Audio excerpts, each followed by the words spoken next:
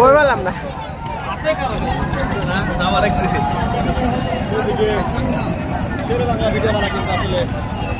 অনেকটা এগিয়ে আছে। ওরা কোম্পানি কাজে আর ওদের স্রোতের অভিমুখে যাচ্ছে, সেটা হলো স্রোতের একটু ইয়ে আছে। এই নৌকা দূরে যেতে দূরে পার তুলতে পারি না, দূরে দিতে পার তুলতে পারি না। তুমি একমাত্র সঠিক কাজ করবে, ওইদিকে চাপো না,